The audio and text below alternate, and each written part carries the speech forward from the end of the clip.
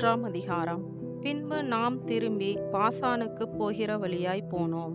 பாசானின் ராஜாவாகிய ஓக் தன்னுடைய சகல ஜனங்களோடும் நம்மோட எதிர்த்து யுத்தம் பண்ணும்படி புறப்பட்டு எத்ரேயிக்கு வந்தான். அப்பொழுது கர்த்தர் என்னை நோக்கி, அவனுக்கு பயப்பட வேண்டாம், அவனையும் அவனுடைய ஜனங்கள் எல்லாரையும் அவன் தேசத்தையும் உன் கையில் ஒப்பு கொடுத்தேன்.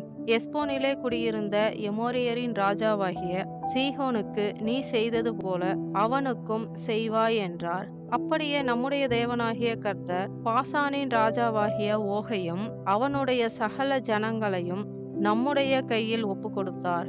அவனுக்கு ஒருவரும் மீதியாய் இராமற் போகும் மட்டும் அவனை முறியடித்தோம். அக்காலத்திலே அவனுடைய பட்டணங்களை எல்லாம் பிடித்தோம்.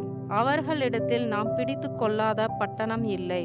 பாசானில் இருந்த ஓகின் ராஜ்யமான 60 பட்டணங்கள் உள்ள அர்கோப் தேசம் முழுவதையும் பிடித்தோம். அந்த பட்டணங்கள் எல்லாம் உயர்ந்த மதில்களாலும் வாசல்களாலும் தாழ்பால்களாலும் அரணாக்கப்பட்டிருந்தது. அவைகள் அன்றி மதில் இல்லாத பட்டணங்களும் அநேகம். அவைகளையும் சங்காரம் பண்ணினோம். நாம் எஸ்போனின் ராஜாவாகிய சீகோனுக்கு செய்தது போல அந்த எல்லா பட்டணங்களிலும் உள்ள புருஷரையும் ஸ்திரீகளையும் பிள்ளைகளையும் சங்காரம் பண்ணினோம். ஆனாலும் பட்டணங்களில் உள்ள ஆஸ்தியையும் சகல மிருக ஜீவன்களையும் நமக்கென்று கொள்ளையிட்டோம். இப்படியே யோர்தானுக்கு இப்புறத்தில் உள்ள அர்னோன் நதி தொடங்கி எர்மோன் மலை வரைக்கும் உள்ள தேசத்தை நாம் அக்காலத்தில் எமோரியருடைய 2 ராஜாக்களிடத்திலும் இருந்து பிடித்தோம். சீதோனியர் எர்மோனை சீரியோன் என்கிறார்கள், எமோரியரோ அதை சேனீர் என்கிறார்கள். சமனான நாட்டின் எல்லா பட்டணங்களையும் கீலேயாத் முழுவதையும் சல்காயி எத்ரேயி என்னும் பாசானில் இருந்த ஓகுடைய ராஜ்யத்தின் பட்டணங்கள் மட்டும் உள்ள பாசான் முழுவதையும் பிடித்தோம்.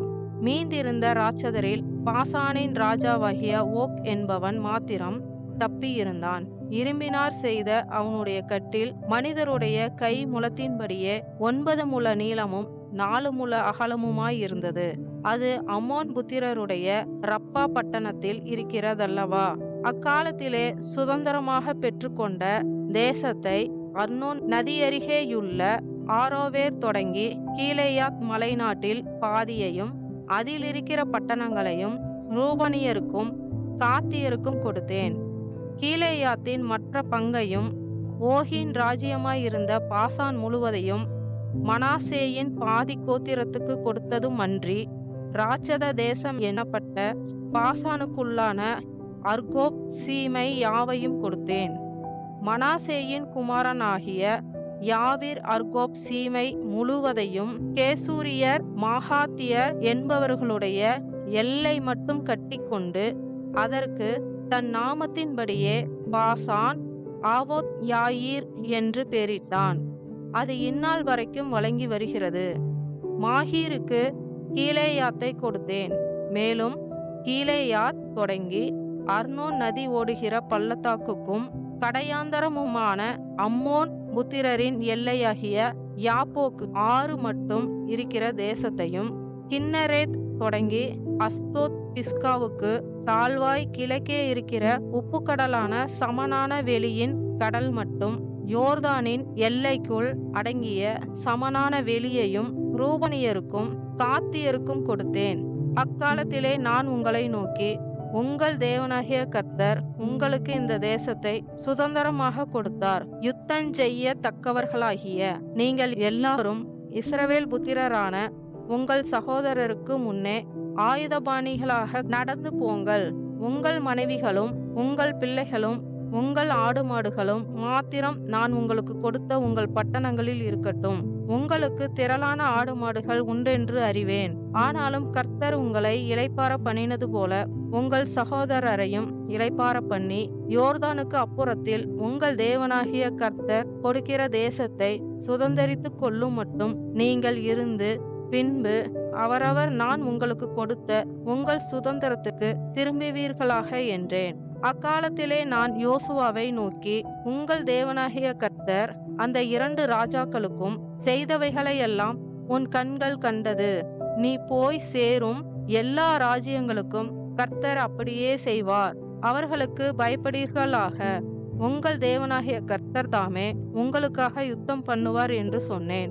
அக்காலத்திலே நான் கர்த்தரை நோக்கி, கர்த்தராகிய ஆண்டவரே, நீர் உமது அடியேனுக்கு உமது மகத்துவத்தையும் உமது வல்லமையுள்ள கரத்தையும் காண்பிக்க தொடங்கினீர்.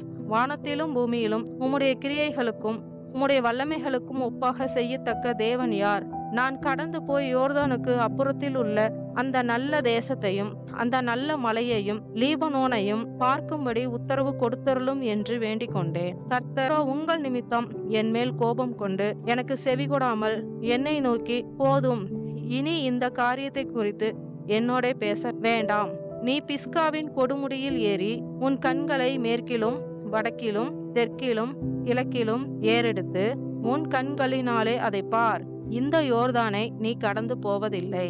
நீ யோசுவாவுக்கு கட்டளை கொடுத்து அவனை திடப்படுத்தி பலப்படுத்து.